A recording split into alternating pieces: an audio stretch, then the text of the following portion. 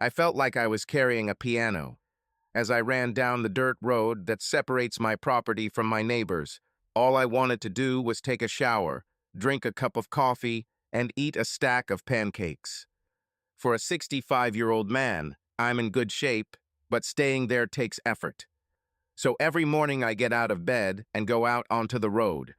I run 3 to 6 miles unless the weather is too bad. This morning, as usual, I saw a beat-up pickup truck that belonged to my best friend and neighbor, Wilton Jones. As the rattling, wheezing truck passed me, Will smiled and waved. Maybe I was overthinking everything because I was tired from the run I had just finished, but I really didn't like the way he smiled.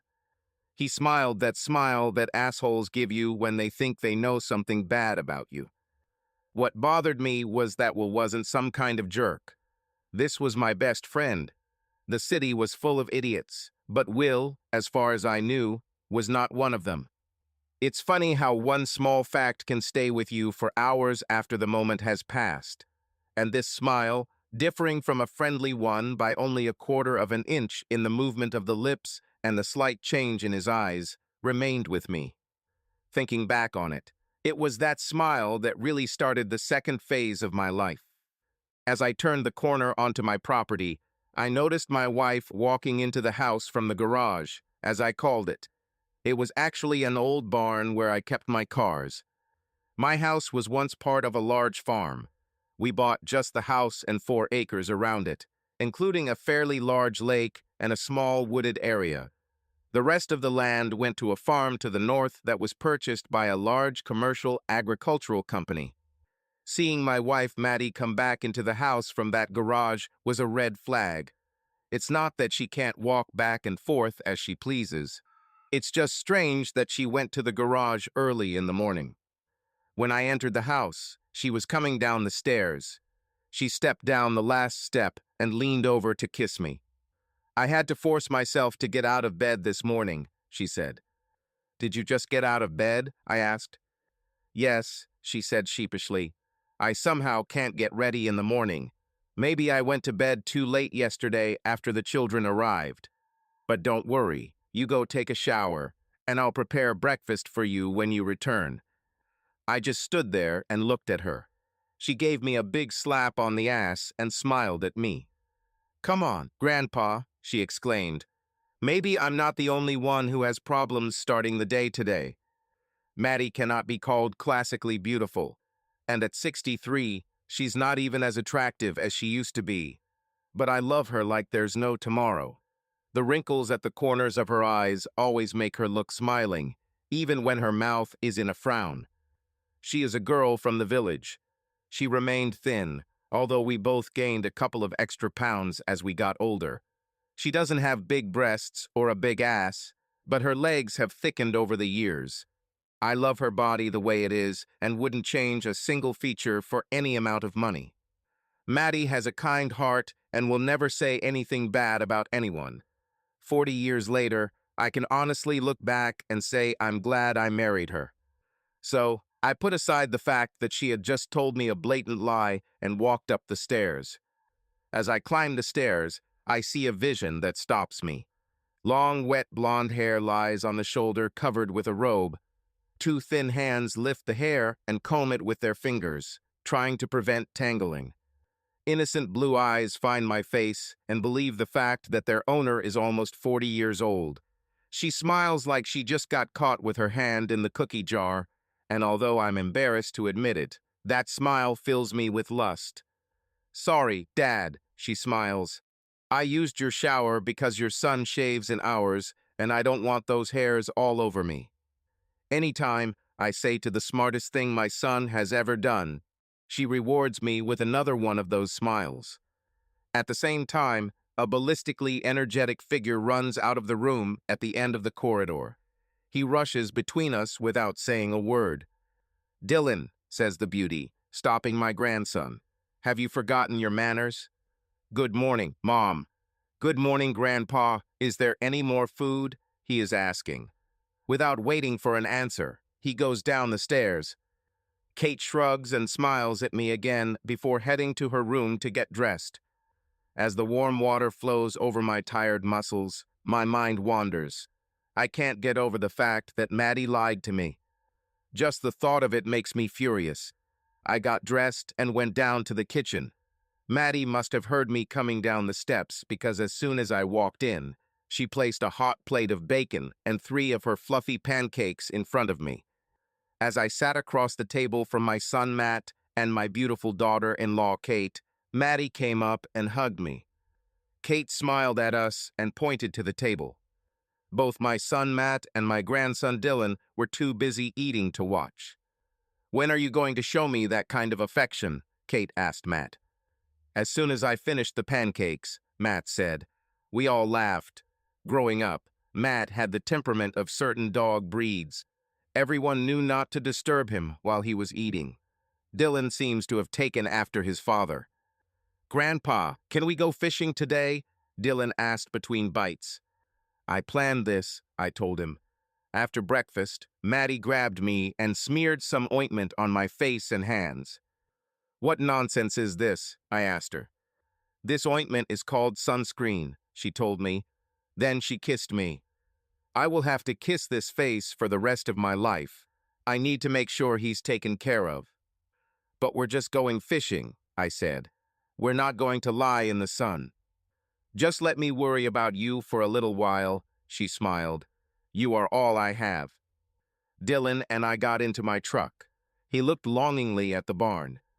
"Grandfather, why don't we ever drive your car?" he asked. "I don't want my salon to smell like fish," I told him. He looked at my car again. I didn't blame him in 2008. My 1993 Ford Mustang SVT Cobra was 15 years old. I bought it the year it came out and have been babysitting it ever since. Over the years, I have upgraded the wheels, supercharger, stereo, interior, and a few other things on the car to keep it current. She also had a couple of paint jobs done. However, this car has always been my greatest pride, and I am careful about who and what I let into it. "Grandpa, what are you going to do with this car when you're too old to drive it?" he asked. "Well, then I'll just enjoy watching it," I said. "What will happen when you die?" he asked. I knew what he was hinting at and what he wanted me to say.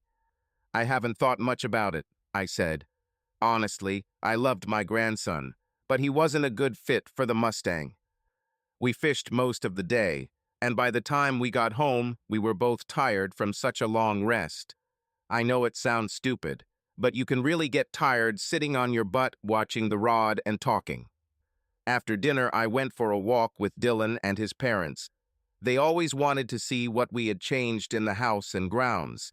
My son Matt remembers many things that happened around the house and in our small town while he was growing up and tells us about them on walks.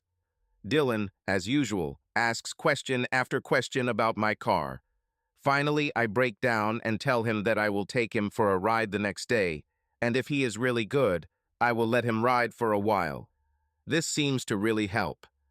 After the walk, Dylan hurries to his room, and Kate and Matt sit down on the sofa to watch TV. Maddie says goodnight to everyone and then grabs my hand and pulls me upstairs to our room. "Maybe I wanted to stay downstairs and watch TV with the kids," I said. "You mean stay downstairs and watch Kate, don't you?" she said. "Besides, you know very well that after all these years I can't sleep without you and I'm tired. You too will be dragging your old ass out of bed at an ungodly hour in the morning so you can run. So you need to sleep too." We changed clothes and went to bed. Maddie came up to me and hugged me. I turned to her and returned the hug. After a few moments, part of me was clearly not ready to sleep. "We'll have to keep this a secret," Maddie said. "Your grandson is in the next room, and your son and your love are just below us." I rolled over on top of her, and her legs spread and wrapped around me. I started kissing her softly, and when we both closed our eyes, the magic began. There was something about kissing Maddie that turned the rest of the world off. "Sometimes I wish we could have another baby," she said. "Maddie, we took care of the parents," I lied. "We're almost done with the grandparents. Now I want to retire and see a little of the world with you in my arms." When we finish the journey, we can sit in our rocking chairs and do great things, just like grandparents. I don't know if I want to travel the world with a man who at least won't pretend I'm pregnant, she pouted. Okay, I'll take Kate, I said. I rolled over on my side to go to sleep. Don't make me chase my sister-in-law. She's like the daughter I never had. But I'd gut her like a fish for you, Ken. We hugged together as always, but my mind couldn't stop. Maddie didn't notice it at all. I know how old we are. I know she can't have any more children. I also know how hot she gets when we have sex. I even remember that many women who go through menopause, on some level, begin to want to have more children. This is a normal human reaction. It's like men going bald by dreaming of bobby pins. The strange thing was that I had the feeling that I should have stayed in bed. Missing one run wouldn't make me fat. And it's not even that I was preparing for the Olympics or some competition. This morning, for the first time, I seriously thought about just staying in bed. But I didn't.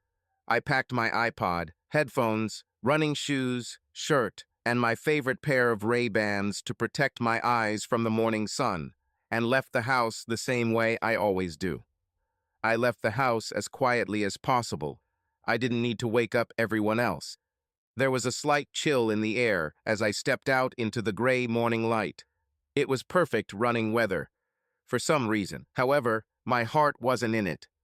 The first song that came on my iPod was a song I hadn't heard in a long time. It was Fool for Your Loving by Whitesnake. I started running slowly, thinking that I would pick up the pace and start enjoying the run more as the run went on. It felt like my legs were made of lead. The run was pure agony, and after only half a mile, I turned around. I ran even slower on the way back. I was beating myself up and calling myself all sorts of names for giving up while running, and that's when I noticed the truck. It was definitely Will's truck, but why the hell was it parked on my property? I slowed down until I got closer to the truck. Then I noticed that the door to my barn-like garage was ajar. It wasn't completely open. It was open just enough to allow some light into the garage. Why? I wondered why he didn't just turn on the light. What the hell was he doing in my garage anyway? Will, more than most people, knew that I didn't like anyone approaching my car. Restraining myself from crossing the threshold of the open door, I cautiously peered into the darkness of the garage. For a moment, it was too dark for me to understand what I was seeing. Then it became clear. There was one slut doing her thing in my garage. She was awfully close to my car while she was doing this. It was obvious that she was here of her own free will. They all were, and I knew that my life would never be the same again.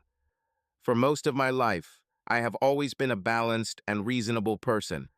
I was the one everyone knew as the man who thinks before he fights, and who only fights as a last resort.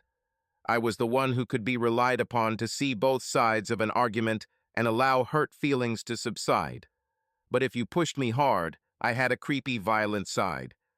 Next to the door, I found a board about 1 meter long. I knew it would be there because I used it to prop up the wide barn door on windy days. I was always afraid that the wind would slam the door when I was driving the car in or out, and it would damage the body or paint.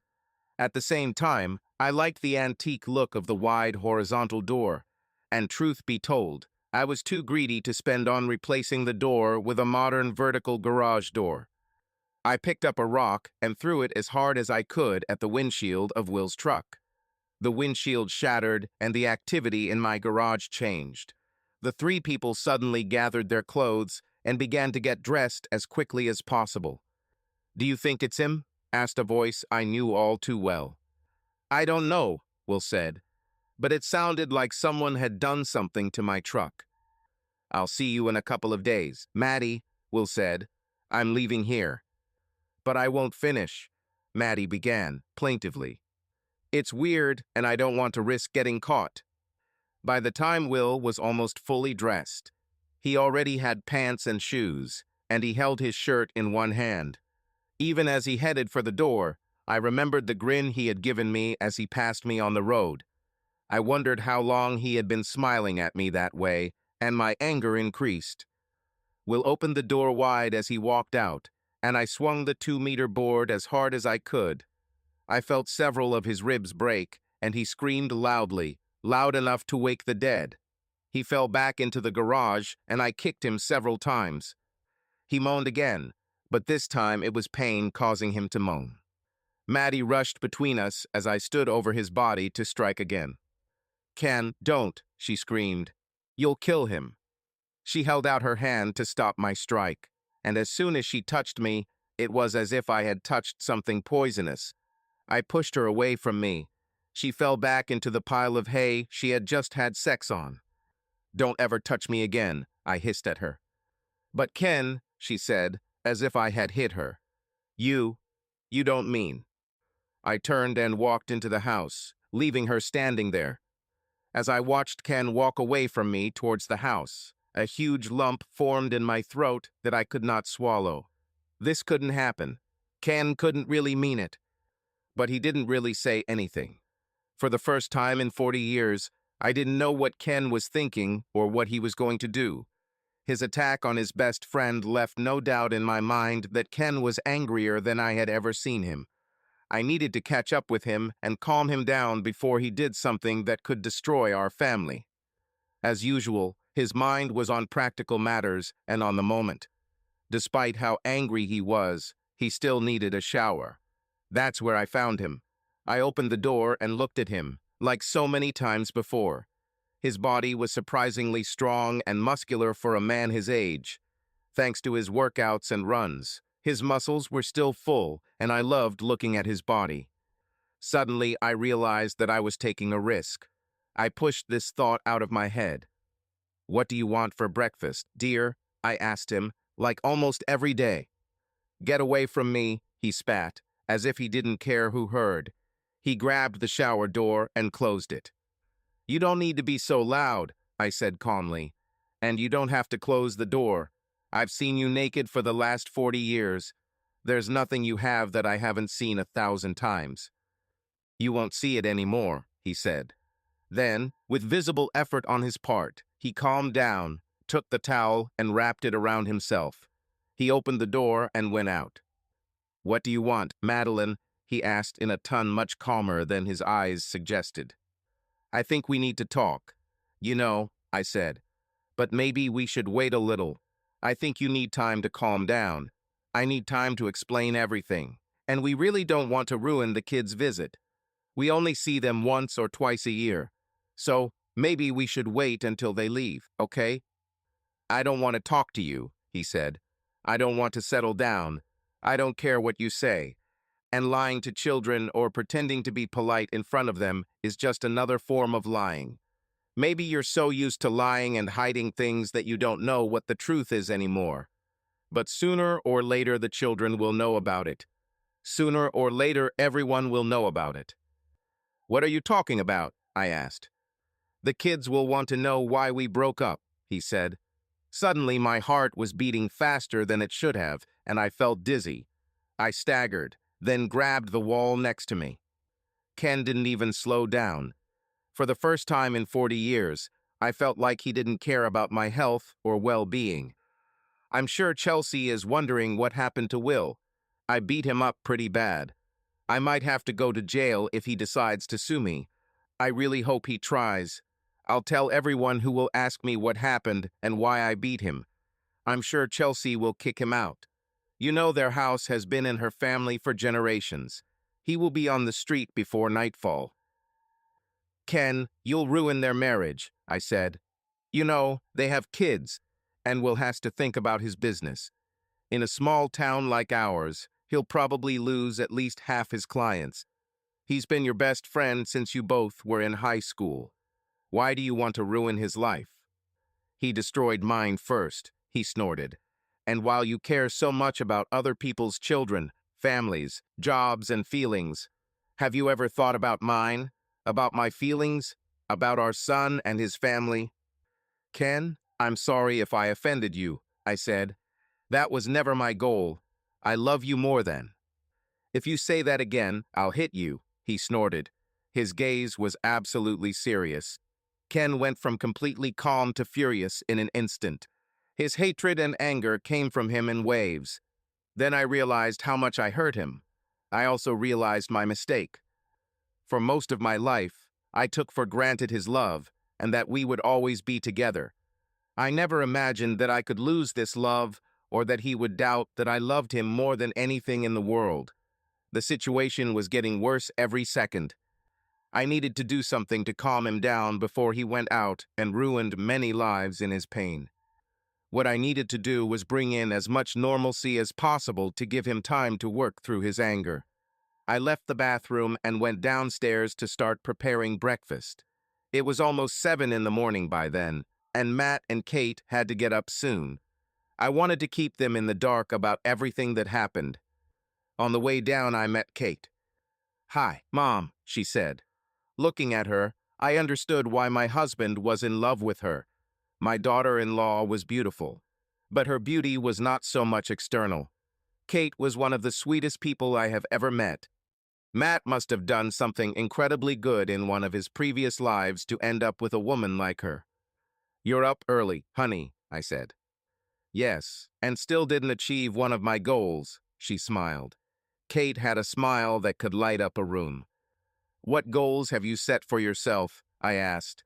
"You're on vacation, remember." "I wanted to figure out the secret of how you make these delicious pancakes so easily," she said. "But my first goal was to get my fat ass out of bed and go run with Dad." I laughed at this. If Kate's ass was fat, then the rest of us didn't stand a chance. Her ass was close to perfection. "Honey, I'm sure Daddy would love it if you ran with him. But you might want to warn him ahead of time so he gets out of his usual routine. He goes outside and runs as if he's getting ready for a race. You probably don't want to run like that until you've tried it a few times." She smiled then. I saw the thoughts swirling around in her head. She thought she could easily keep up with the 60-year-old man. The poor thing didn't even suspect. Kate and I had been in the kitchen for no more than 5 minutes when Ken came downstairs. He walked into the kitchen and hugged Kate. He told her he loved her and asked her to tell Matt the same. He wasn't dressed for work, so I started to worry. I became even more worried when he didn't say a word to me. A few minutes later, I heard the loud roar of Ken's Mustang. I'm not sure if Ken's anger made him drive more aggressively, or if the car, as Ken and many of his Mustang-loving friends claimed, reflected his mood. If the latter was true, my husband was angrier than he had ever been in his life. I had mixed feelings. How many women over 60 can claim that a man loves them so much that he goes crazy at the thought of them with someone else? How many women over 60 can claim that their husband beat someone because of them? On the other hand, I was afraid. This situation, although seemingly minor to me, had the potential to harm my family. Everything depended on how I treated Ken. So far, my attempts to reason with him have failed. A different approach was required. Breakfast was a quiet morning. I made excuses by telling Matt and Kate that Ken had a meeting with a supplier who had come into town at the last minute. I told them it could be a long meeting if the supplier was really unhappy. They seemed to believe it, especially Kate. It was funny. Kate had a very sunny personality. How beautiful she was on the outside was nothing compared to her inner beauty. She was a little ray of sunshine. After breakfast, Matt suggested taking Dylan fishing. Dylan reluctantly agreed. Kate decided to join them. I noticed she had her iPad with her. Surprisingly, they returned after a couple of hours. The day before, Ken and Dylan had been fishing all day. "What's happened?" I asked. "Are the fish not biting?" "Dylan didn't feel like fishing," Matt said. This set the tone for the rest of the day. When dinner time came and I didn't hear from Ken, I started to panic. I didn't know what to tell the kids about why he wasn't there. I called him. The phone seemed to ring 100 times before he answered. "What?" he asked. The tone of his voice told me that I was the last person on earth he wanted to talk to, and it hurt. "When are you going to come back home?" I asked. "Who said I'll be back?" he asked. My blood ran cold. "Ken, Do we really have to ruin Matt's vacation? I asked. Can't we just wait and deal with this after he leaves? You started all this, he said. Why didn't you think about that when you brought your lover into my garage and had sex with him? Ken, we need to talk, I said. Can you please come home? Why would I go home? Besides, I'm doing what you asked, he said. Yes, but Ken, you owe me, I began. I don't owe you anything, he said. For 40 years, I gave you everything you asked for. I gave you my heart, my body, my mind, and all my love, and look where it got me. The most frightening thing about the conversation was that he was no longer angry. If he was still just venting his anger, I might not be so worried. But Ken was very calm, and he spoke very casually. It was as if he had thought everything through and was simply telling me the facts that he had deduced from some analysis or experiment. Immediately after dinner, Ken returned home. Matt and Kate rushed to greet him as soon as he entered the house. Ken sat down and talked with Matt and Kate for several hours. They talked about everything. I saw that Ken liked it. Kate asked about the photo on the mantelpiece of Ken in a hospital gown with Matt on his lap. Matt was so young that he didn't remember the details. He only remembered that his father was a hero. I remembered this too, and Ken truly was a hero. There was a birth defect in Ken's family that sometimes skipped a generation or two, but when it showed up, it was almost always fatal. Brother Ken had it. Ken donated his bone marrow to his brother Ben in hopes of curing him.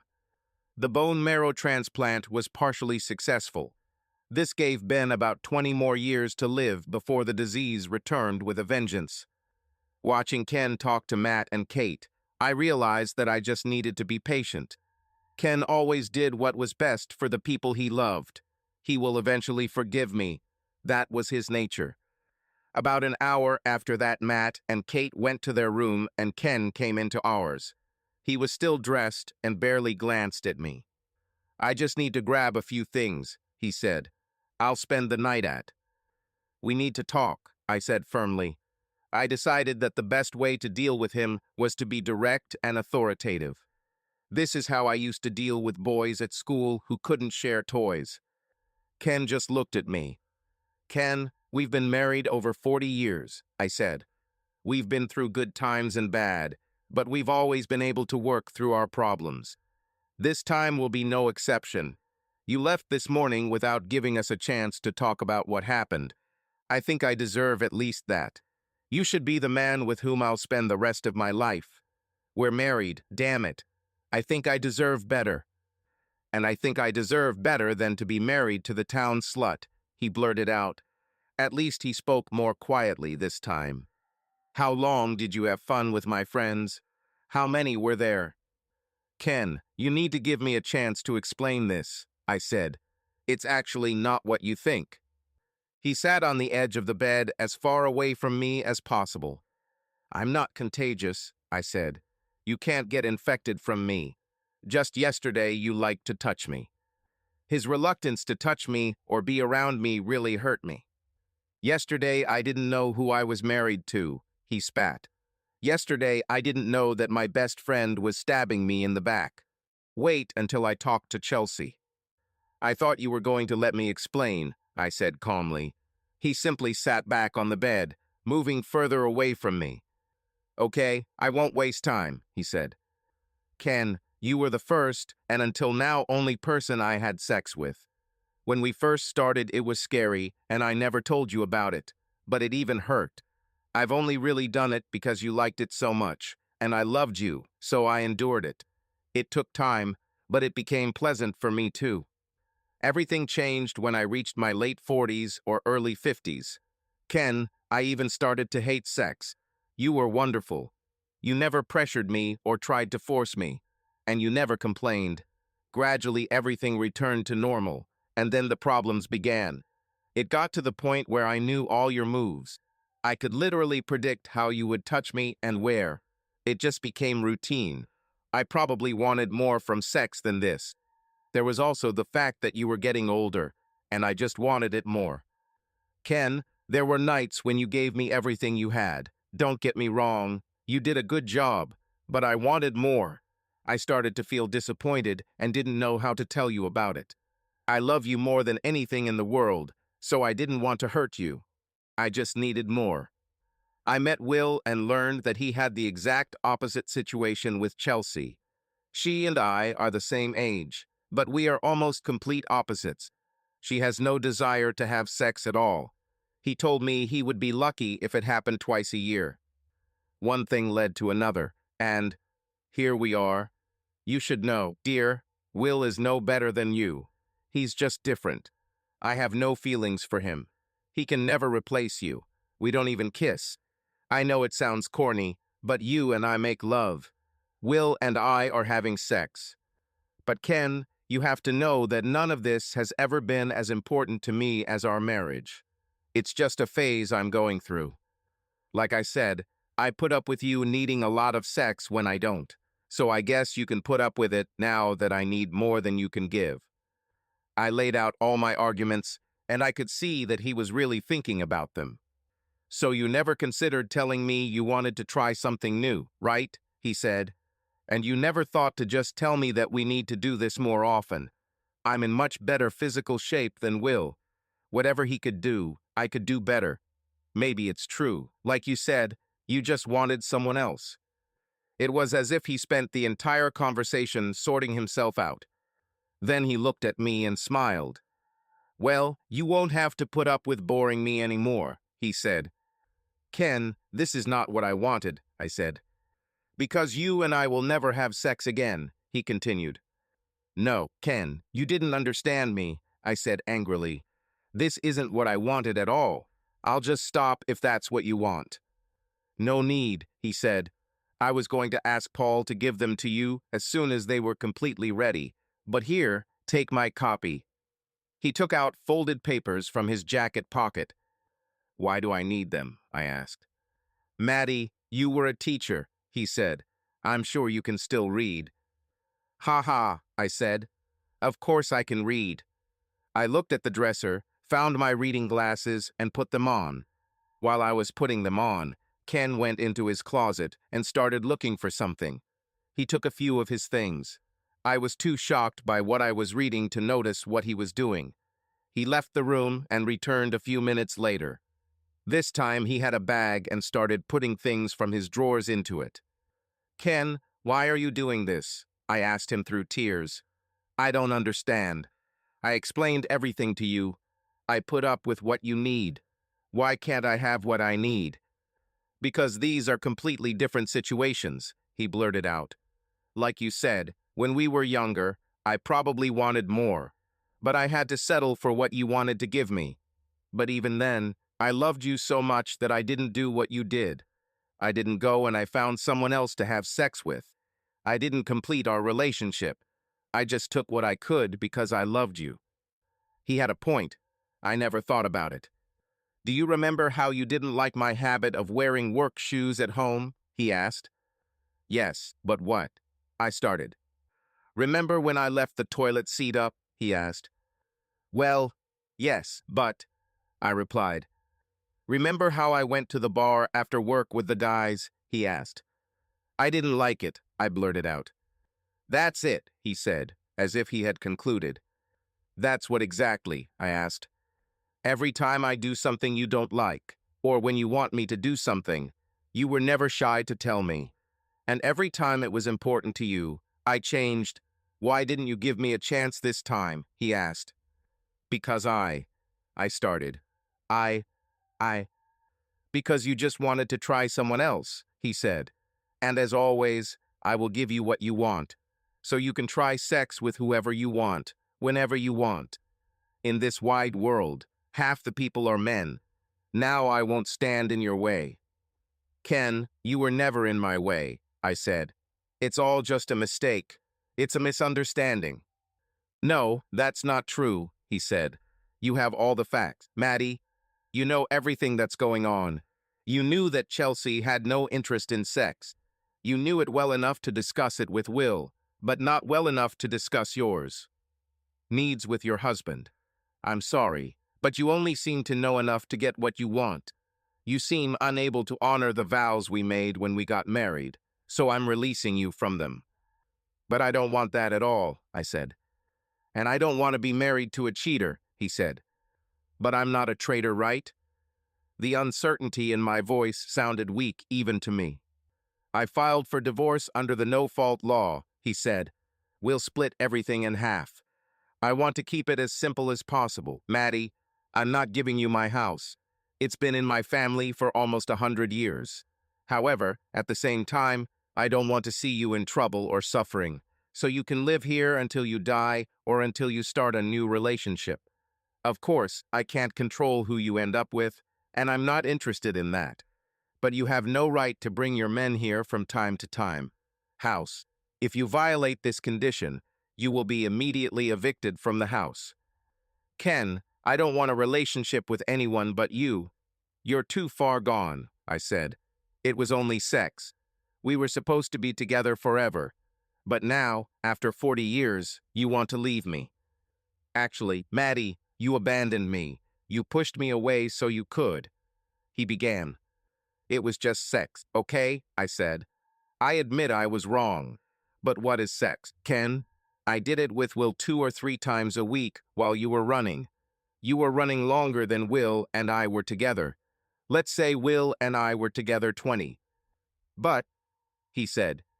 There's nothing, I blurted out before he could finish. I spend more time in a week having sex with you than I do with Will, too. I wanted to say, but I never agreed to share you or have a part-time wife, he said. And again, you never even gave me a chance to voice my opinion on this. You started this without my knowledge or consent, because you knew I wouldn't agree. I already told you I'll stop, I said. What, go back to boring sex with me? He asked. I could never force you to do that. But Ken, I love you. I don't want us to break up, I said. And that's the problem, Maddie, he said. I loved you so much that when I saw you with Will, I lost my temper. I'm glad you stopped me, because otherwise I would have killed him. My anger was like a red-hot flame, but it burned away all traces of the love I once or felt for you.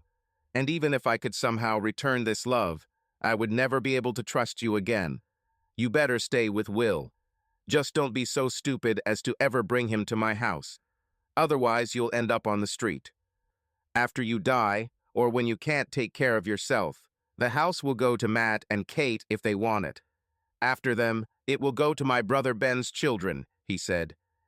What do I tell Matt and Kate? I asked. Do as usual, he said. Come up with something that, ignoring all the facts, will allow you to do whatever you want. I went through this alone. I watched helplessly as the person I loved more than anything in the world walked away from my life. He packed only the essentials. There wasn't much room in his Mustang. I wondered where he would go and where he would live. I hoped that things wouldn't work out for him and that he would come back to me. The next morning, I lied to the kids that Ken was having such serious problems at work that he had to leave town. I'm not sure if they knew anything was wrong, but the next few days were a real test. I tried to act as if everything was normal. I'm sure my pain showed through. A few days after Ken left, Chelsea came to see me. She was in tears. Will went to the hospital. He drove off the road and crashed his old truck into a tree. Fortunately, a local farmer found him quickly enough. She told me that he had several broken ribs and bruises all over his body. The main problem was that the accident exacerbated a pre-existing problem that had been plaguing Will for years. Will teetered on the verge of a heart attack for a long time. His blood pressure was also very high. As it turns out, when Will got into an accident, the damage to his ribs caused cardiac arrest. This meant that his brain did not receive blood for long enough, and as a result, Will fell into a coma. Chelsea arrived home only to change clothes and update Ken on Will's condition. I also told her that Ken went on a business trip. Matt and Kate went home to Chicago. They promised to be back by Christmas, if not sooner. I spent the first few days without Ken in the hospital supporting Chelsea. I felt guilty about what happened to Will. I also felt bad that I was telling everyone the same lies, but I told everyone that he was on a business trip. Only his lawyer, Paul, knew the truth. Paul couldn't say anything because of attorney-client privilege. Over the next few months, as Will slowly faded away, Chelsea and I became best friends. I tried to be her best friend, mostly out of guilt. I knew that I was the reason her husband was in this situation. Talking to doctors, I learned that they believed Will would still have survived the heart attack, even if Ken had not beaten him. His ribs had healed, and the damage Ken had caused had been forgotten, so at least Ken wouldn't have to feel guilty about sending his best friend to the hospital when he returned. I knew in my heart that Ken and I would see each other again.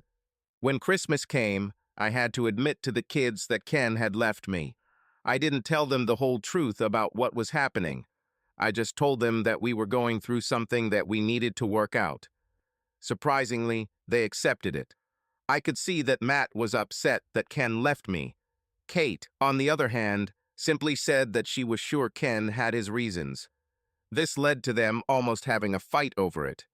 Sometime after Christmas, almost a year after Ken left me, Matt and Kate also divorced.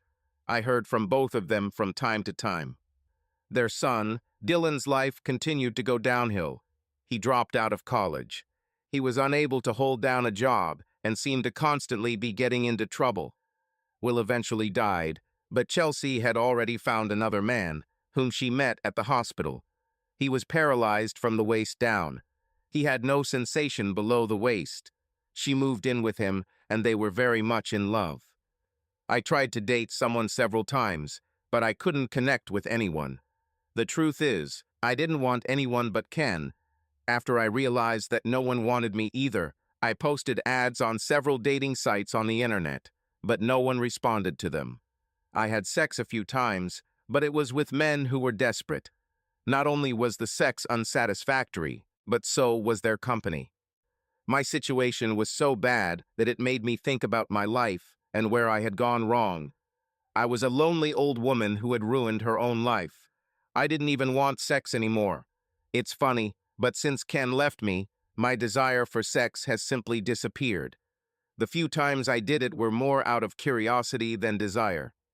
I also realized that even what I did with Will was only good because I had Ken. Without Ken, life would be unbearable for me. When he left, I looked in the mirror and no longer recognized myself. I looked like a pitiful old woman. I always looked and acted much younger than my actual age. But I suddenly discovered that I looked older than I really was. And then everything went completely wrong. I received a call from Matt. I haven't heard from him for several months. I couldn't get to the phone, but he left a message. His voice sounded terrible. He sounded out of breath, and he wanted me to call him back as soon as I could. He said that if I couldn't call him back, that I should call Kate. Before I could call back, Kate was already at my door. As I looked at her through the glass kitchen door, I noticed that the face my husband couldn't stop looking at was tense and tired. Her expression radiated pain and sadness. Everything about her told me that the divorce was difficult for her. This seemed strange to me because the decision to separate was mutual. As soon as I opened the door, she rushed into my arms, almost knocking me off my feet. "Kate, honey, I'm an old woman," I said. "You can't slam into me that hard. You might break my fragile old bones." Her look of concern made me regret my attempt at humor. This compassion was another thing Ken always loved about her. "I was joking, Kate," I said. "What's happened?" "It's Dylan," she sobbed. The tone and pain in her voice was something only a mother could produce. It conveyed despair, sadness, and hopelessness, all in those two words. It made me wonder what the hell my grandson did this time. "Mom, Dylan has it," Kate said plaintively. "What's wrong with Dylan?" I asked. I was sure that this was not working. "My baby has the kind of cancer that runs in the family," she sobbed. My blood ran cold. "Mom, what should I do?" she cried. "We'll find the best doctors there are," I said. I reached out my arms to hug her. At that moment, I wished that I could take away some of her pain. However, I only felt this way about Kate. "Mom, can you contact Dad for us?" she asked. Matt told me that Dad saved his brother by getting a bone marrow transplant. He has some antibodies in his bone marrow that helped keep it slow for a while. I just looked at her blankly. Couldn't they use Matt's bone marrow? Or one of Ben's kids could do it, I said. Matt has already been checked, she said. He's a match, but he doesn't have the antibodies. I'm double negative. I don't have the DNA or the antibodies. And Ben's kids have both daughters. Turns out this thing only happens in men. By the time she told me about Dylan's condition and what they had done so far, Matt had arrived. I have to admit, my son looked like hell. At 46, Matt looked almost exactly like his father. The problem is that Matt is 22 years younger than Ken. Ken looked good for a man in his late 60s. But Matt just looked old. He saw Kate and went to her. They hugged and Matt told her everything would be okay. No matter how strange it may be, it never got boring. Every time I woke up, I smiled. It wasn't like before. I could never go back to that. I could never go back to being a fool. I moved the leg that was thrown over me a little to the side, only for it to return to its original position or very close to it. Even in her sleep, Miranda seemed reluctant to let me go. "Where are you going?" she muttered sleepily. "The sun has risen," I said. "I'm going for a run." "I'll go with you," she said, sitting up in bed. As she wiped the sleep from her eyes and stretched, she made me hold my breath. Her ample breasts jiggled a little as she restored circulation to the same arms that had been wrapped so tightly around me all night. She suddenly looked up and caught me looking at her. She smiled as she showed me the dental work that I was still paying for. I looked away. "It's okay, stupid. You have to look at me," she said, smiling. "I like the way it makes me feel when you look at me. When you stop looking at me, I'll be upset." "I just don't want you to think that," I began. "God, what a fool you are," she exclaimed, hugging me as tightly as possible. "You're not like that. No one has ever treated me the way you do. Things were pretty bad for me until you came my way. Have I ever told you?" "Every day," I said. "And I love you too. Randa, you brought my smile back. I didn't think I'd be happy again until we—" "Will you ever let me finish my sentence?" she asked. "I was going to tell you a new fact about Miranda's life." "I'm not sure I can believe what you're about to say," I told her. She looked at me with bewilderment. I grabbed her and pulled her towards me. I had forgotten how easily she could be scared. However, after the life she went through, who could blame her? "You don't even know how to pronounce your name," I told her. "Your name is not Miranda, but Miranda. Don't make me correct you again." "You're the only one who calls me that," she said, beaming. Her smile lit up the darkened room. "That's how it should be," I said with playful anger. "Kenny, no one else wants me," she said quietly. "Randa, are you high?" I laughed. "Have you ever looked in the mirror?" "They don't want me, fool," she said, pulling me even closer. "They just want sex with me." "You mean like me last night?" I chuckled. It cost me a punch to the stomach. "Ken, I'm not sure you even know how to have sex," she laughed. This time, the memories of my past came through my happiness. I remembered being told how boring sex was with me, the woman I thought I'd spend my whole life with. It still hurts. Seeing my expression, she immediately reacted. "Kenny, I meant that anyone can have sex. Sex is physiological, something that happens between two people." "Kenny, no one has ever made me feel the way you do," she said. "Can I actually tell you what I wanted to say in the first place, Mr. Fool?" she asked. The playful addition of Mr. before fool told me she was back to her usual mood. "Please continue, my lady," I said. "So, you already know my history with men and with people in general," she began. "My life is not like the life of most women. But did you know that you were the first man I went for? You are my first boyfriend. Okay, this sounds too schoolboy. You are my first serious romance." I was shocked. For a long time, I didn't know what to say. I didn't know what to think. After 4 years of marriage, I was still learning new things about her. Now I understood why she held on to me so tightly. She was afraid of losing me as much as I was her. On paper, nothing worked for us. I'm in my 60s, approaching 70. Miranda is 43. She is 4 years younger than my son. And for some reason, she reminded me of my sister-in-law, Kate. But I never told her about this because Miranda is very jealous and also suffers from an inferiority complex. But despite the fact that mathematics was against us, our common needs and similar views and characters fused us together in a way that I could not have expected. "How is this possible?" I asked. She just shrugged. "I want you to be my last," she said so quietly that she seemed to think I wouldn't hear. "Miranda, do you want to marry me?"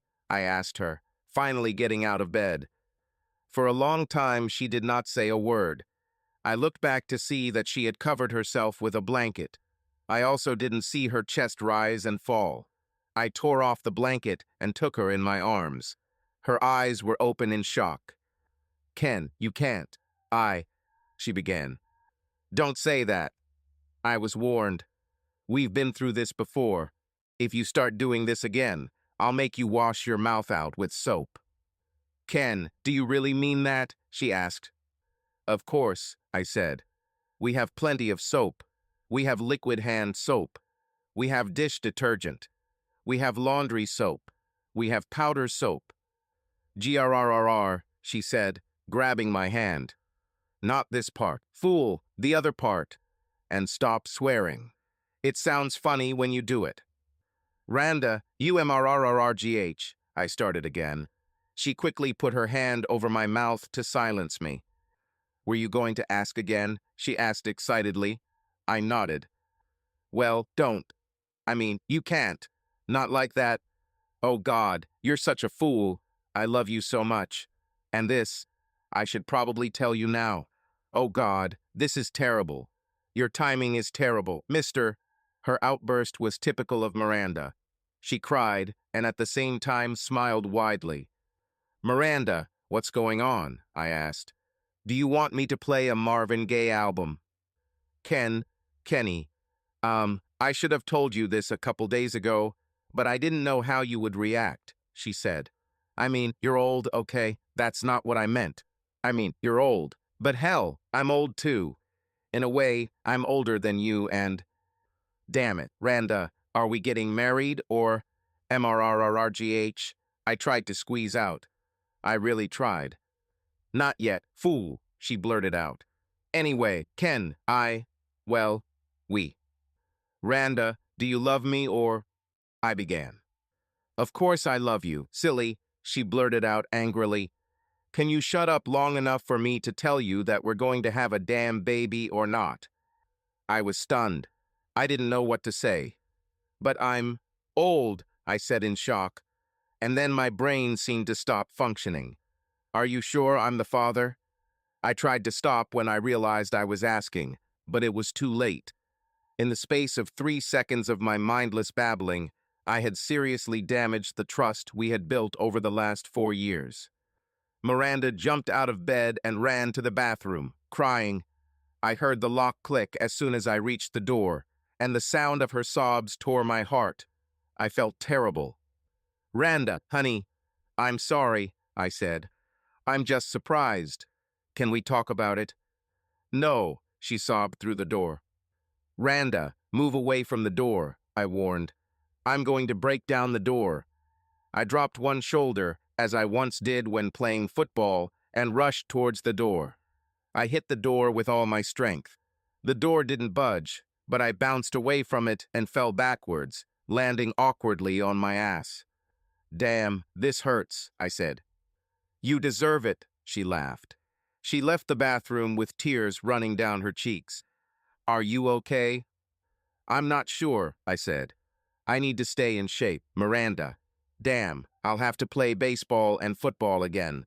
Damn, I've always been bad at basketball. Please tell me my kid won't play football. I may be old-fashioned, but football, it's not the main sport, and neither is hockey." She tried to lift me up, but I pulled her down next to me on the floor. I wanted to tell you a couple of days ago, she began. You know, maybe he'd be interested in running NASCAR, I said. Now, this is a sport for my son. I wasn't sure how you would react, she said. I swear to you that in these 4 years that we have been together, no one else has touched me. This is truly your child, Ken, and, to tell the truth, I wanted it. He will be the best NASCAR driver in history, I exclaimed. What if it's her? She asked. Then she will be the first real female NASCAR driver and the first female NASCAR champion, I said. I'll teach her to drive as soon as she's born, I said. Maybe she'll learn to walk first, Miranda asked. She smiled again. Now you're just being silly, I said. She doesn't need to be able to walk to drive. She hugged me again. Oh, that hurts, I said, rubbing my sore shoulder. What did you expect, fool? She asked. All our doors are made of solid oak, and you are like 1,000 years old. She'll drive a Ford, I said. No daughter of mine should drive a Chevy. Ken, she began in a low voice, do you really want me to marry you? I tried to ask you twice, didn't I? I said. I didn't want you to think that you had to marry me for the baby, she said. Randa, I asked you before you told me about the baby, I said softly. I did it because I love you. Then ask me again, she said quietly. My Randa, the love of my life, will you marry me? MRRRGH, I began before she put her hand over my mouth again. Whiskey Tango Foxtrot. Randa, I blurted out. Don't swear at me in army jargon, you fool, she smiled. I'll say yes, but I don't want you to ask me that. This is the only time I'm getting married, so everything has to be done right. You have to take me to a restaurant, and we have to be dressed, and you gotta get down on one knee. And we should start before you start looking pregnant, and everyone in town thinks we were forced to get married, I said.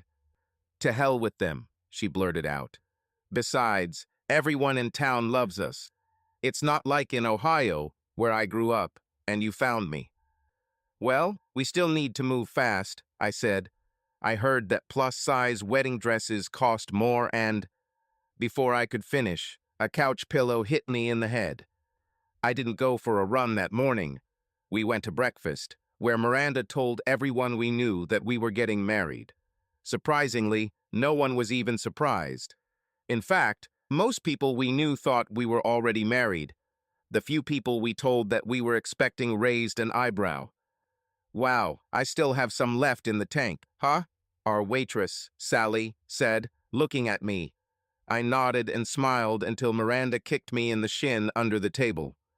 Ken, don't make me fight, Miranda blurted out as soon as Sally walked away. After breakfast, we went to a jewelry store in a nearby shopping center. Miranda chose the ring that I was to give her when I proposed that evening.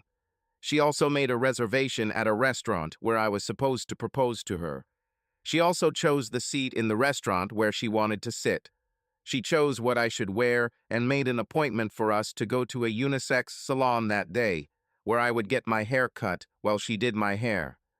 She also told me to practice my sentence, and she wanted it to be creative, dramatic, theatrical, and most of all, spontaneous. I'm only going to do this once, Ken, she said enthusiastically, so it has to be perfect. Maybe we should bring the TV cameras in here, I joked. No, but I have Samantha Green's husband, Al, she said. He'll be filming your proposal. What if I do it wrong? I joked. Shall we do a second take? No, I'll just say no, she replied. And your daughter, a world-famous NASCAR driver, will be born to unmarried parents.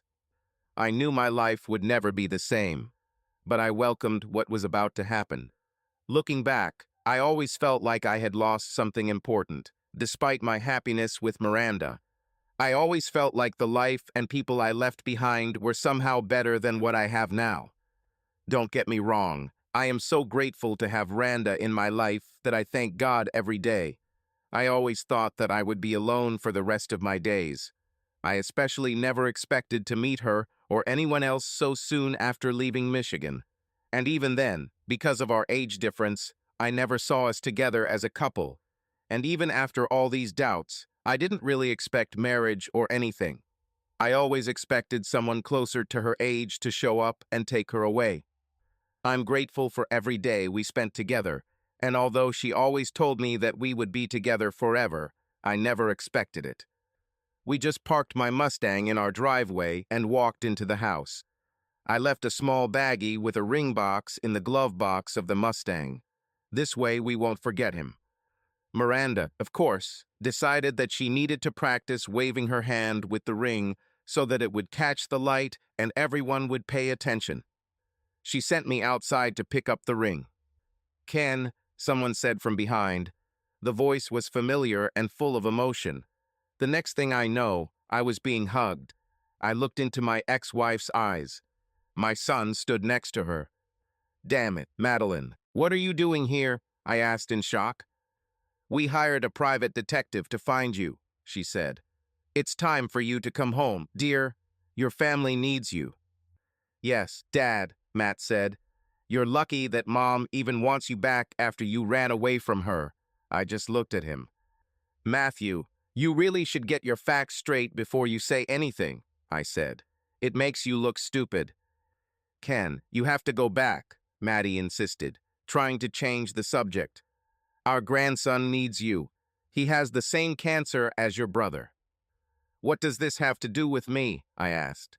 "Get off my property before I call the police." I turned to go back into the house, leaving them standing outside. "But he's going to die," Maddie said. "Thousands of people die every day," I said, "and they all somehow die or even live without me." When Matt and I left, we were both in shock. None of us expected this to happen. Of course, I had a scenario in my head that I hoped would happen, but it was clear that even after 4 years, Ken's anger had not subsided. This was a good sign for me. If he's still so angry, it means he still has strong feelings for me. Maybe I can use this to get him to help Matt. "Mom, what's wrong with this idiot?" Matt shouted. "I always thought there was something wrong with him because he just walked away and left you. But now I think he's sick. Maybe he has dementia." Suddenly, a strange expression appeared on Matt's face. As we drove through the streets of an unfamiliar city, his smile only widened. When we returned to the motel where we were staying, his smile was so wide it resembled the smile of the Cheshire Cat.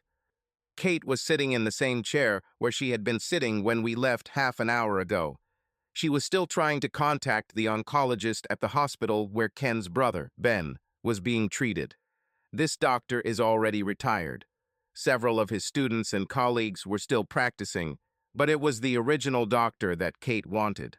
She literally called this specialist and every other reputable oncologist and clinic she could find hundreds of times a day. Her persistence was amazing. As soon as she saw us, she hung up and greeted us with the same smile that made doctors, nurses, and medical technicians of all stripes bend to her will. "When will Daddy arrive?" she asked. Matt's smile disappeared instantly. "That's why we got divorced," he snapped. "No, that's not why," she replied. "So when is he coming? Or is he just going to get on a plane and meet us in Michigan?" "He kind of got mad as soon as he saw us," Matt said. "He's not coming. We'll have to figure something out. But I have an idea." "I'm listening," Kate said. "I think he's sick," Matt said. "I'll call the police and have him arrested for mental incompetence. Then we'll put him into protective custody. As his family, we'll make all of his medical decisions. So he'll have to donate bone marrow whether he wants to or not." "You two can share a room in the madhouse," Kate snapped. "We won't do anything like that to Dad. The police will investigate his mental state, and when they find out he's okay, they'll let him go. You'll be charged with filing a false report, and Dad will be even angrier at us." "What did you do to make him so angry?" "See what I'm talking about?" Matt asked. "You know what she said when he first walked out and left you, Mom? She said she was sure he had his reasons. She acted like it was your fault." I didn't say anything, and Kate asked again. "What did you do, Matt?" she asked. "Were you openly hostile? Did you ask him politely, or did you come over screaming and yelling like you always do? Actually, that's what Mom said all the time, Matt said. He got really angry when he saw her.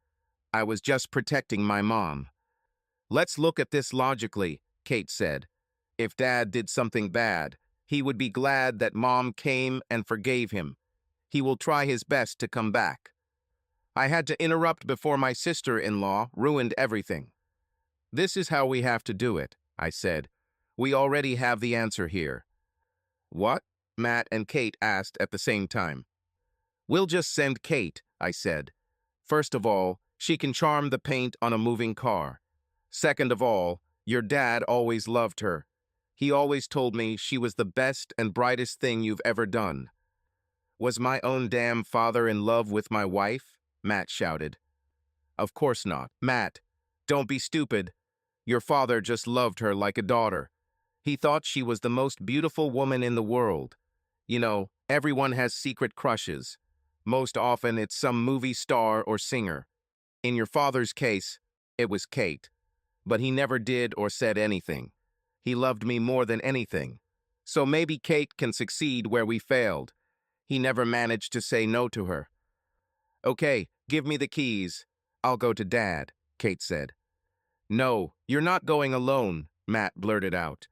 Now that we know that you both are crazy about each other, you won't go to him without me. That's what I was missing. My wife is sleeping with my father. We're not married anymore, Kate said, snatching the keys, and there's nothing in the world that I wouldn't do to save my baby. I had just gotten out of the shower when I heard the doorbell ring. A few seconds later, I heard Miranda go to open the door. The sound of her steps told me that she walked towards the door wearing only one shoe. I heard the door open, and then there was silence. This silence was deaf, so I threw on my robe and went into the living room. When I got there, I saw Miranda standing looking at my daughter-in-law. I should have known Kate would come. But at the time, I was too busy smacking myself in the forehead over something I should have noticed years ago. Miranda, the mother of my future second child and my future bride, was exactly like Kate. Of course, they were not exact doubles. Kate was much more refined, but she had many more opportunities in life and better conditions for developing her manners. Kate was taller and had that damn beautiful smile. Randa, on the other hand, had a curvier figure and a more rounded butt. If Kate's face could launch 1,000 ships, then Miranda's body could stop rush hour traffic. They had similar heart-shaped faces and almost identical beautiful eyes. Kate's eyes were as blue as the sea. Miranda's eyes were emerald green. Their mouths were the same, although their expressions were different. Where Miranda's mouth was usually a straight line, she could sometimes, when she was extremely happy, almost reach Kate's smile. At this moment, however, they were both irritated, and although neither of them made a sound, it was only the calm before the storm. All I wanted was to find shelter from the estrogen explosion that was about to occur. Miranda, what are you doing at my father's house? Kate screamed. As far as I remember, Miranda replied, your father was no saint. He was an alcoholic, and he doesn't live here. You've probably slept with so many men that you've mistaken my father for someone else, Kate snorted. Oh no, I remember him well, Miranda said. I always remember people who were supposed to be my relatives but treated me like trash, especially those who disdained me in public and tried to get me into bed when no one was looking. Kate covered her mouth with her hand. She was shocked. Why are you surprised, Katie? You were no better. You were my favorite cousin, and you betrayed me just like everyone else. But it was more painful because it came from you. I admired you. I wanted to be like you. At you. When you turned away from me, Miranda, I'm off to college, Kate said. When I got home, you were the town slut.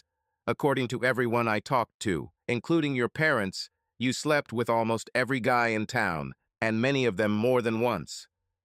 And you, of course, believed it, Miranda said. After everything we've been through.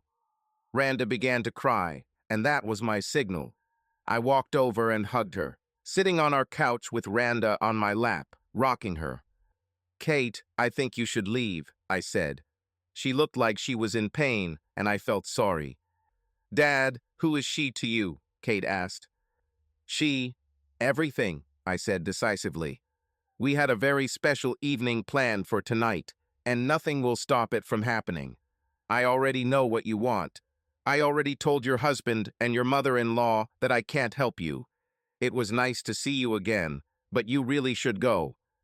"Dad, Matt and I are no longer married," she said, "and I don't understand what's going on between you and my cousin, or why you won't help your own grandson. There's clearly something wrong here, so can you put off your special evening so we can talk?" She smiled at me with all the power of her smile. "No," I said. "There is nothing in this world that I would stop or put off tonight for." "Okay, we'll talk in the morning," she said. "We'll sort this nonsense out once and for all." "There's nothing to take apart," I said. "Dad, please," she said. "I know I'm not your real daughter, but I've always dreamed of being one, and I've always felt like one. So for my sake, can we just talk and figure this out?" "He said no," said Miranda, "and you can't take it away. If you don't leave us alone, I'll knock the sparks out of your skinny ass." "Miranda, it's none of your business," Kate said. "It's a family matter." "Do you know what this is?" Miranda asked. She waved and her ring caught the light. "I'm his family, and he's mine. We're going to get married, and we're going to." She trailed off. "We'll always be together." "I'll be here early in the morning," Kate said. "I'll come alone. Maybe I can figure out what's going on between me and my cousin. Then we'll all talk about the rest together. I have a feeling that a storm is coming." After Kate left, Miranda looked into my eyes. "You don't love me at all," she said with tears in her eyes. "You just love me because I look like her." "Randa, you are full of surprises," I said. "If you don't come to your senses, I won't ask you anything tonight except to pass the salt." "Oh, no, you fool," she said. "I need to cut down on my salt intake. I'm pregnant." "Yes, but you're not pregnant alone," I said. "Nothing has changed. I still love you more than anything in this world. My daughter-in-law, my son, my ex-wife, and my grandson can go to hell. You and our child are my family." "Well, I'll invite my whole family to the wedding," she chuckled. "Okay," I said. "We'll send out the invitations as soon as you've collected all their addresses. But I thought you said you didn't have a family." "I have you and our future NASCAR driver," she smiled. "Sorry, honey, I need to get dressed." Our evening was exactly how Randa wanted it. He lacked spontaneity, but made up for it in emotion. When I finally got down on one knee, all eyes in the restaurant turned to us. Before she could even ask the question, Miranda screamed, "Yes!" so loud that some of the cooks came into the kitchen to see what had happened. I was not surprised when a special dessert was brought to our table. However, I was surprised when I saw the bill and noticed that it was on the house. I'd swear Miranda ordered it. When we got home, Miranda insisted on watching the video several times. She posted it on her Facebook page and downloaded it to her phone. After the third viewing, I was tired and ready to go to bed. But Miranda had other plans. We went to bed, but didn't sleep. Our sex was boring. We always used 2 or 3 poses. That evening, it was just married sex. Miranda lay down and pulled me towards her. Our kisses were like fire. They got hotter and hotter. I don't remember anything as intense as our merger that evening. We woke up and went for a run. Well, I was running and Miranda was following me on her bike. When we got home, with Miranda steering her bike with one hand and holding my hand with the other, we found Kate sitting on the porch, waiting for us. If she had something against it, she kept her mouth shut. She sat in the kitchen while Miranda and I took a shower. After our shower, the 3 of us made breakfast and ate it on the terrace behind the house. We had just finished eating when Miranda started talking. "I wanted to be you so bad," she told Kate. "I tried to act like you. I dressed like you. I did what you did. I even tried to talk like you. Your hair hasn't changed in over 20 years, and I think I'm still trying to be like you. You went to college. You didn't come home often. Kate, I started hearing rumors. You met someone special, and I wanted to fall in love. At 18, I was the complete opposite. My mother was a religious fanatic, and so was my father. You were an alcoholic. At 18, due to my mother's strict rules about what was appropriate and what was not for a young girl, I had never been kissed. The next thing I heard, you dropped out of school because you got married and were expecting a baby. Your life seemed magical to me. My side of the family couldn't send me to college. I had to work and earn money to try to send myself. I got a job at a restaurant where I waited tables, and my experience turned out to be my downfall. I worked a Super Bowl party at a restaurant and was dead on my feet after delivering hundreds of orders of wings, chips, beer, and everything else they had. I accepted the offer of a ride home from the guys. They offered me beer. I was tired and thirsty, so I took it. I've never drank beer before. I didn't know what it was supposed to taste like. That's why I didn't notice what they mixed in there. To this day, I don't remember anything that happened. I saw the video they presented to the court. I told my mother what happened, and we called the police. I only remembered the two guys I left the restaurant with, but it turned out that there were more of them. After that, no one wanted anything to do with me, at least not in public. People I called friends left me, as did most of my family. My mother started punishing me for everything. I couldn't do anything right. She also started suggesting that I look for other housing. I was fired from a restaurant because my presence allegedly scared off customers. I went from job to job and ended up as a bartender. I was lonely and an easy target. I fell in love with the first guy with good talk. I really thought that, like you, I had found my prince on a white horse. Everyone in the city, except me, knew that the prince on the white horse was married and had children. My reputation has taken another step down. Over the next few years, I went from one bad relationship to another. I started drinking to escape the pain I was feeling. I was always alone. The only time I wasn't alone was when I was with a man. It was some kind of ominous circle from which I could not get out. One day, I heard a voice from somewhere in the bar. "Leave her alone, guys." She said, "No." My savior, it looks like he didn't stand a chance. He was at least 20 years older than all the other guys and smaller than them, but he had the advantage of being sober. He pushed his way towards me. I don't think he would have squeezed through the crowd, but many, sensing that there would be a fight, let him through. "Mister, this is the town slut," one of the guys said. She still said, "No," Kenny told him. "What's wrong? You can't find a woman who will agree?" He really pissed them off. The largest of them gathered his strength. Apparently, he thought he would just push Ken aside and take me. I was sure this would happen. But Ken grabbed one of the wooden chairs at the bar tables. He swung the chair so hard that he broke it on the guy's neck and shoulder. The guy fell as if he had been hit with an axe. The fact that he was drunk out of his mind may have made it easier, but he was the biggest one and he fell unconscious. His friends stepped back and looked at each other. They were even more angry. I was sure they were going to attack him all together. But before they could move, we heard 3 shots. I looked up and saw that the police had arrived. One of the officers fired into the ceiling. But in any case, his stupid, theatrical, TV show gesture stunned everyone and froze them in place. "Miranda, stop it. We've been putting up with your nonsense for longer than I've been alive. I want you to leave town. There's no place for people like you," the cop said.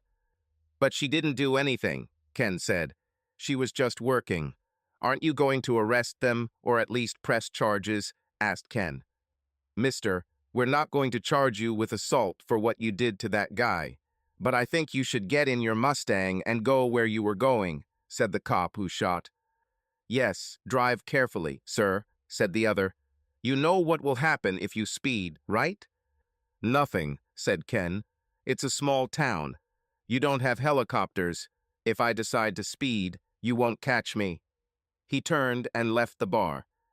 Everyone in the bar who heard this conversation laughed at the cops when Ken left. One of the policemen, who had to do something, looked at me. He decided to take out his humiliation on me. "I thought we told you to get out of town," he muttered mockingly. "You're the reason for all this. Now get lost." "But I need to get my things," I said. The look he gave me was angry enough to break through even my stupor. I swayed from side to side and was pushed away by a couple of people until I felt two strong arms grab me as darkness descended over my consciousness. When I woke up, it was already the next morning. I woke up completely awake, and something smelled very nice. I felt better than I had in a long time, despite the hangover. In front of me was a tray of bacon, toast, and eggs. That's where the smell came from. I looked up into the kindest eyes I've ever seen. "Ready for breakfast?" he asked. "Uh-huh," I replied, trying to keep my mouth closed. "Where are we?" "We're about 50 miles south of the town I found you in," he said. "There's a Greyhound bus station across the street from this motel. I'll give you enough money for a ticket home. I think when this whole mess blows over, you'll be able to come back." I just nodded. My head was spinning. I loved the way he talked to me, as if I was a real person and not just a thing. He looked good. There was real sadness in his eyes.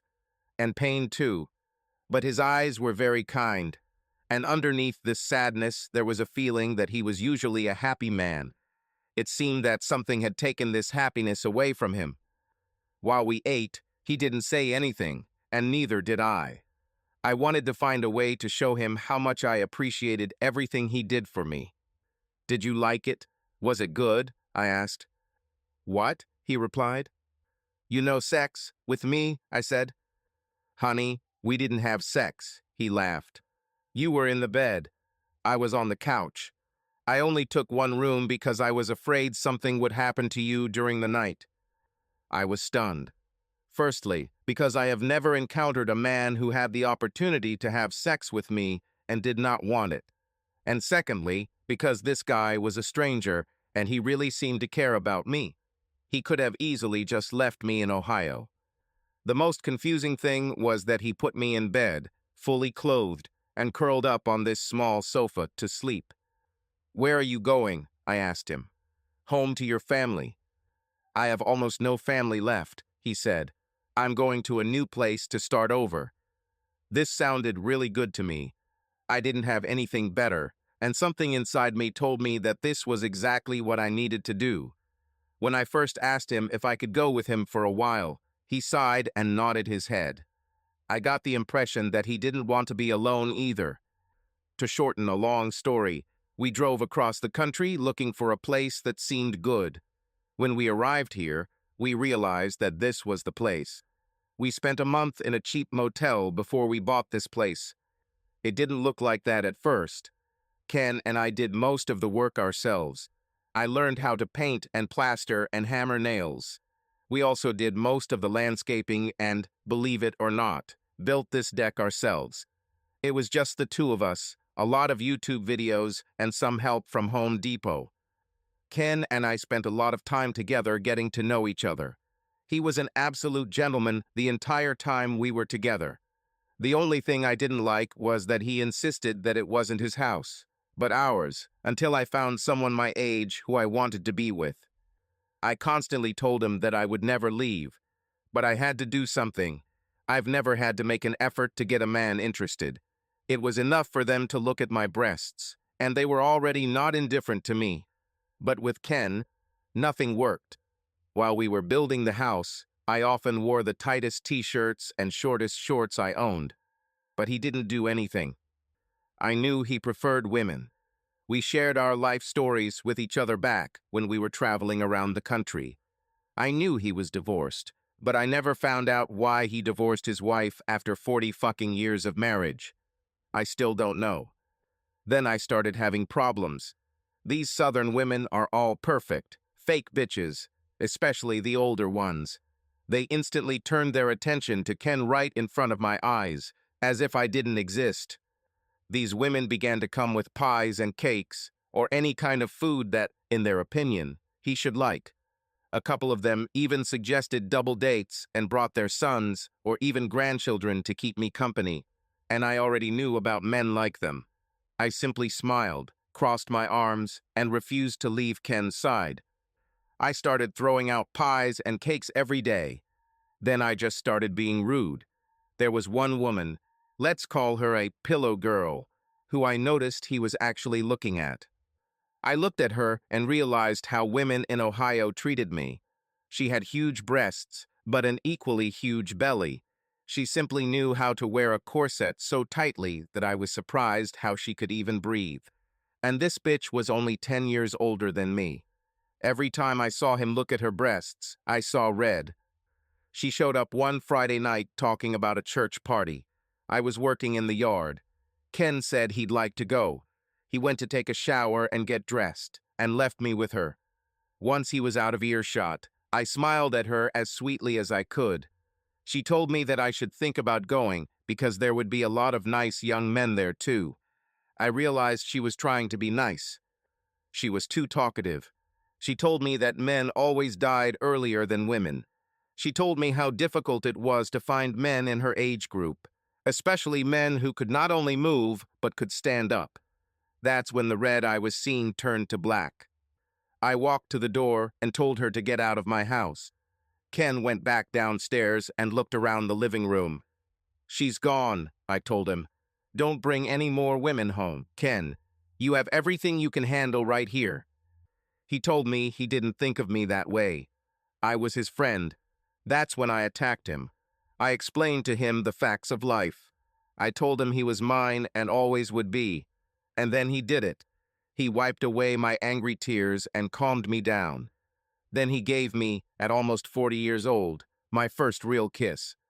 He just smiled at me and sat down on the sofa. He took the remote control and turned on the TV. I was still standing there with the stupidest look on my face. I was really angry then. I walked over and collapsed next to him on the sofa so hard that I almost broke it. He hugged me and looked into my eyes. "Randa, I'm afraid," he told me.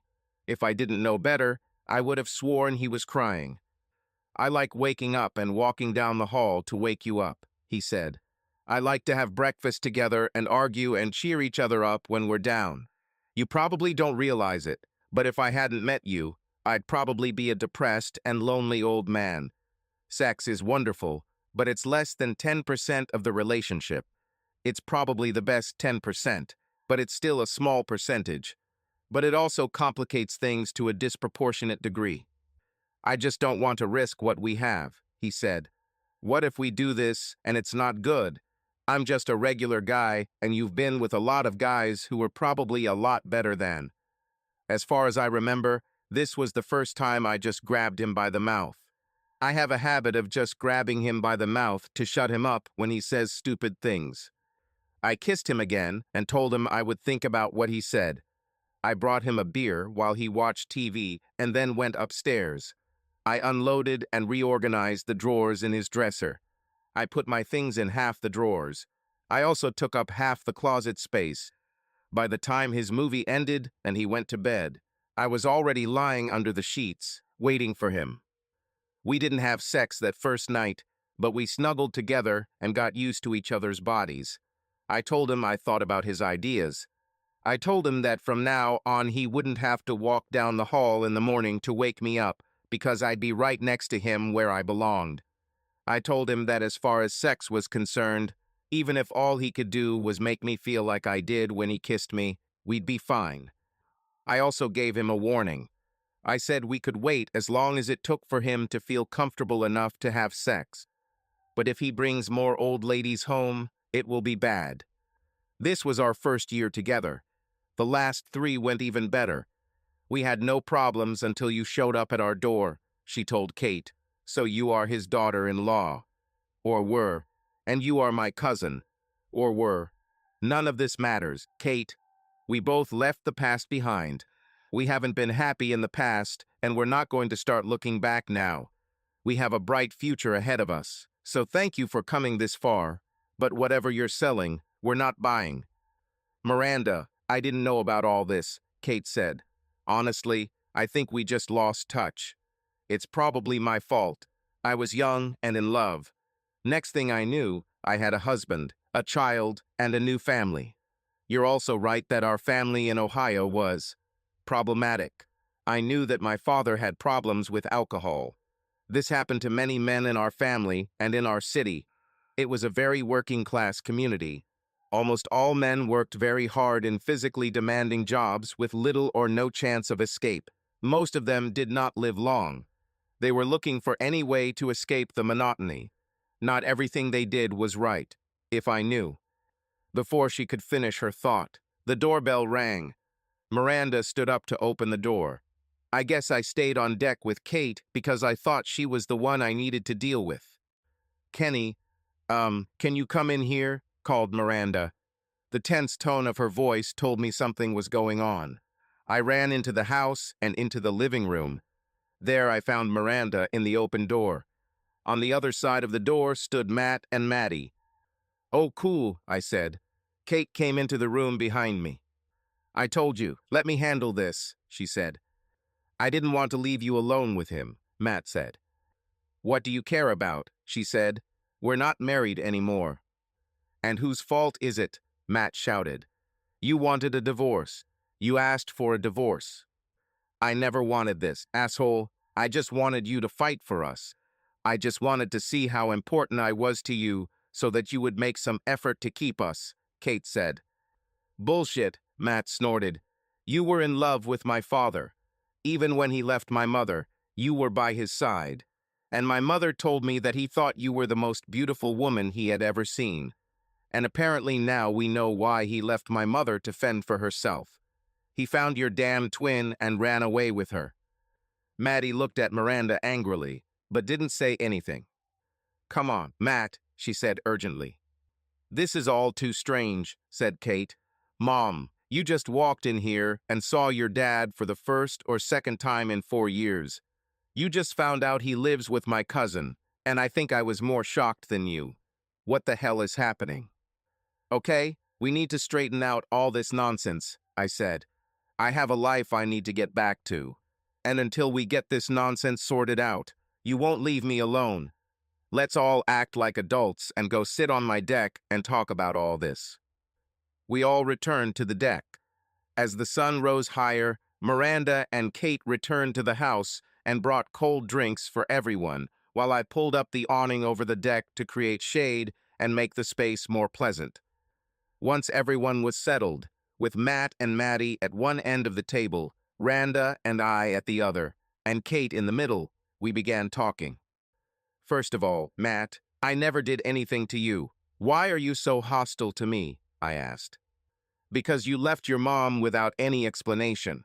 And because my damn wife was always disappointed in me because I wasn't as successful as you. I wasn't some hot business executive, so I could never compare, he said. Kate and I started laughing. Come on, Matt, Maddie said. They won't take us seriously. They laugh at us. It's all completely in vain. Dad, why did you leave Mom? Matt asked. And why the hell aren't you helping Dylan? I want to know that too, Kate added. You both loved each other so much, and then suddenly you disappeared. She didn't tell you anything, I asked. I thought she would just make me stay the bad guy.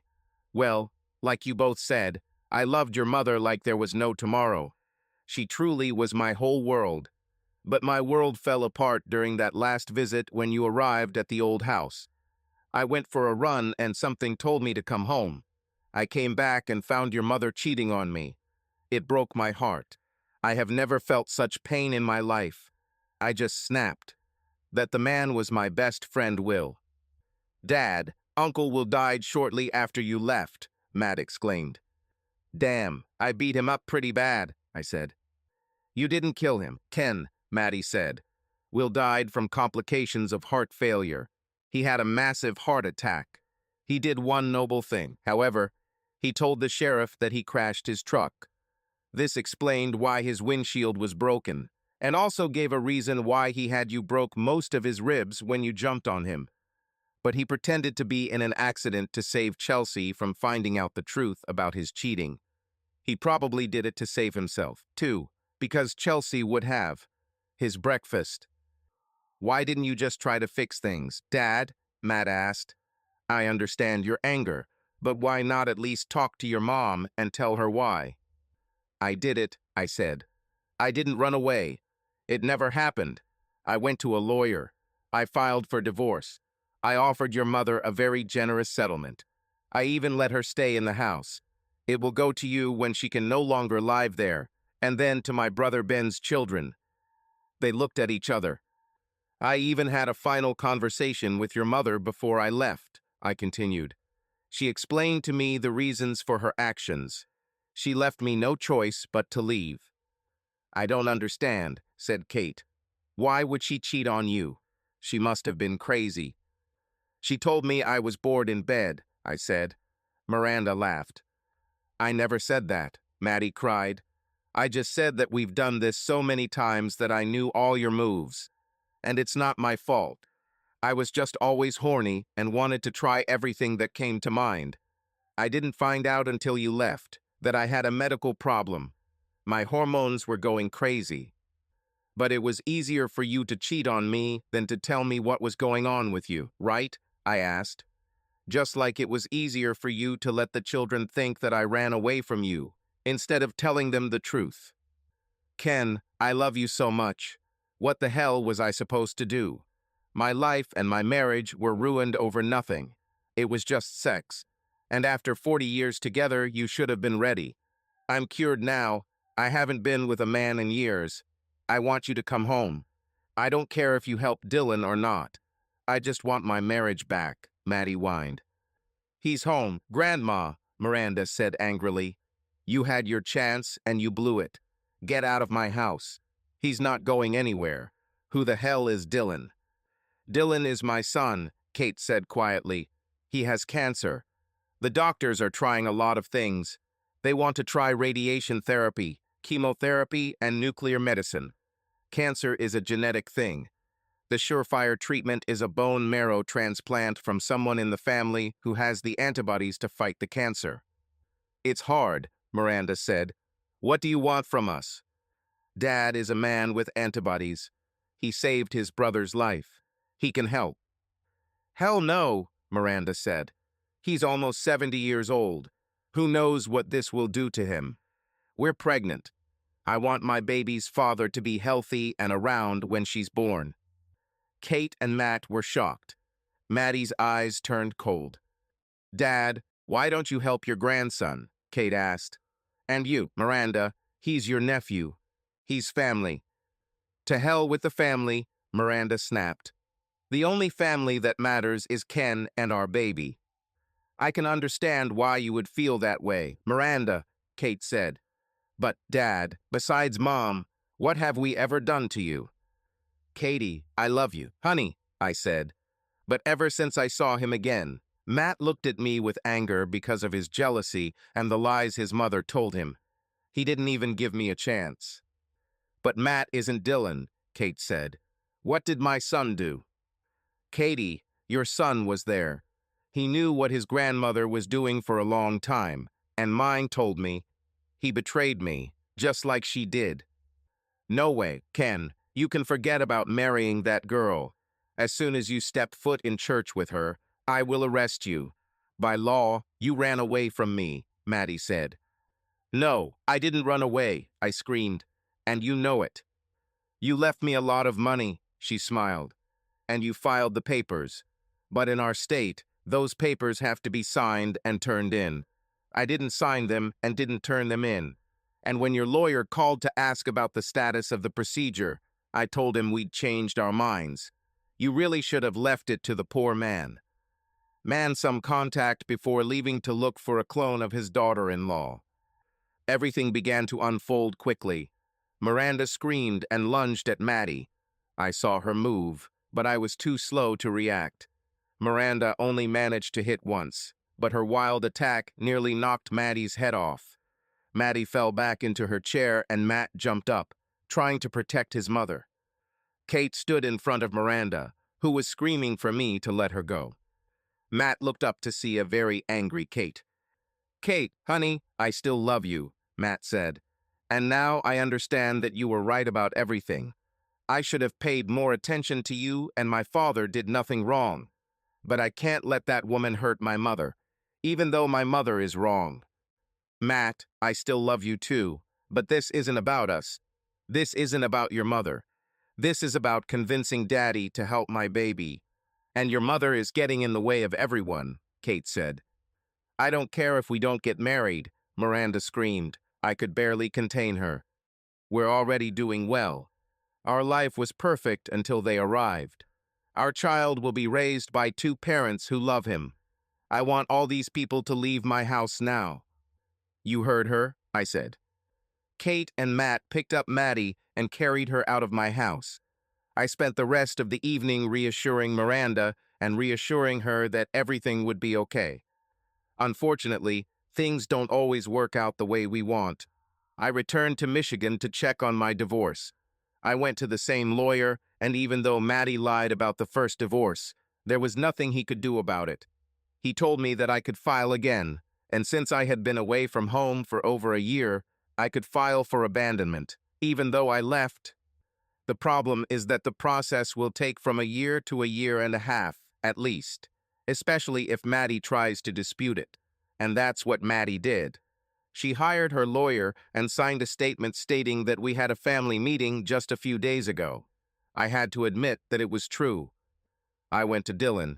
My grandson was the same spoiled, selfish child he always was.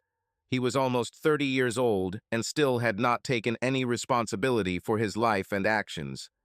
You'd think the first words out of his mouth would be some sort of apology for contributing to the breakdown of my marriage and nearly ruining my life, right? He sat in the dirty apartment that Kate paid for, smoking a cigarette. He looked at me and smiled. Mom made you come back and give me the bone marrow, right? He asked. It took her long enough. It was all I could do not to hit him in the face. I didn't do it, but I also couldn't risk my life for him. Kate and Matt got back together. They both urged me to help Dylan. I could tell Kate and Matt were disappointed and angry with me, but there was little they could do.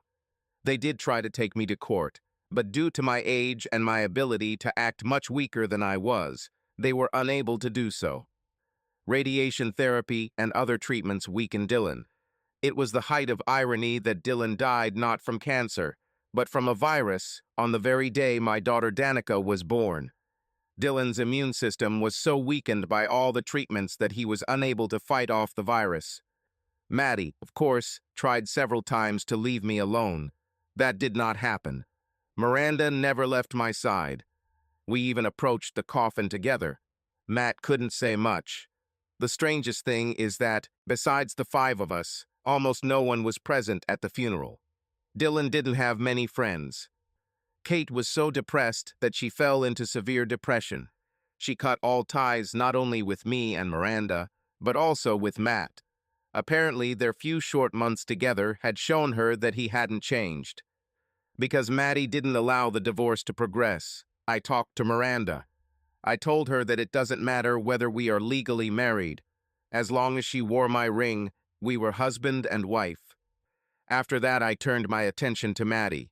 I begged her to let the divorce progress. She refused. She even offered to have sex with me in front of Miranda and our lawyers. Maddie shouldn't have done that because she made me angry. I had no choice. I did what I always did. I gave her exactly what she wanted. I refused the divorce. This meant that I did not have to abide by the terms of our agreement. And since Maddie didn't work while we were married, all the money she had was earned by me. I still had access to the accounts. I withdrew all the money from the accounts and left her penniless. She received another check before I removed her name from my retirement account. It seemed heartless and cruel, but I liked it. She showed up at my house and screamed at Randa and I, so I arrested her. My next step seemed even worse, but it made sense to me. Looking back on the life I walked away from only caused me pain. Miranda and our daughter were my life and my future. Connections to the past no longer had any value. With that in mind, I sold the house right out from under Maddie and left her homeless too. I know this house has been in my family for all these generations, but there comes a time when we need to stop looking back and start looking forward. I'm not sure what Maddie does for a living now or where she's staying. Now it's been about 5 years since all this happened, and I have my own problems. As I write this, I'm sitting on the porch, watching my daughter Danica do laps on the large oval driveway we built in front of the house. She's 5 years old, and Danica seems to be tired of her heavily modified Power Wheels Mustang. She has already started organizing her own little races on this track every Sunday. She never lost. She even outruns the boys. I know Miranda will be mad, but I'm sure Danica is ready for the go-kart. My little girl is as beautiful as her mother, but seems to have inherited my evil streak. Those NASCAR boys have a tough task ahead of them in 14 years. I just hope I'm still around to see it. Subscribe to our channel so that your second chaff doesn't cheat on you, and go ahead and listen to the next story, because this story is nothing compared to the next one. If you're under 18, don't even think about listening to the next one.